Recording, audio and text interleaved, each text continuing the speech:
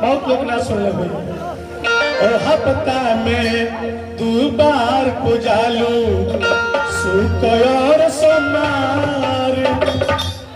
भगतन के भीड़ देख के लोगवा बोले जय जयकार।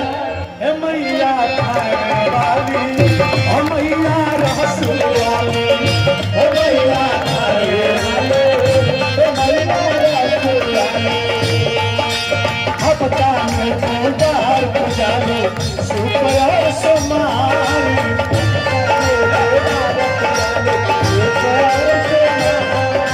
भगतन के फिर देख के लोगवा बोले जय जयकार। हो मैया खाने वाली, हो मैया रसोई वाली, हो मैया खाने वाली, हो मैया रसोई वाली।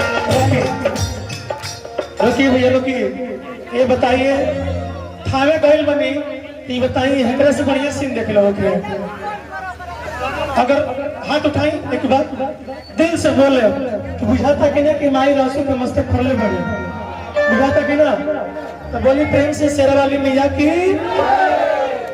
हाथ उठत नहीं के थाई वाली मैया की।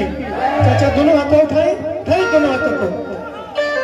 रुको सब अगर आगे रहती ना तो 100% आनंद लेती। रुआ सब पीछे बढ़े।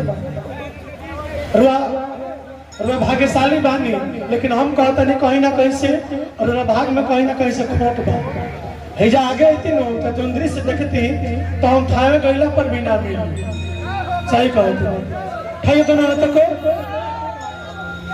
बरियारे ताली बजा के गावे के सबको उठाई दोनों हाथ साथे साथे गावे के बाद हम मैया थावे वाली, हम मैया रसोई वाली, मैया थावे वाली, मैया रसोई वाली।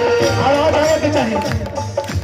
हफ्ता में 2 बार पुजालू शुक्र और सोमवार। हफ्ता में 2 बार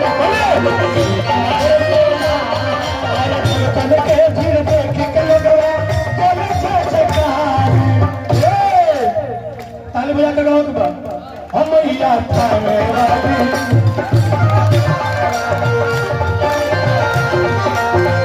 हम मैया रसोई वाली, हम मैया थावे वाली, हम मैया रसोई वाली।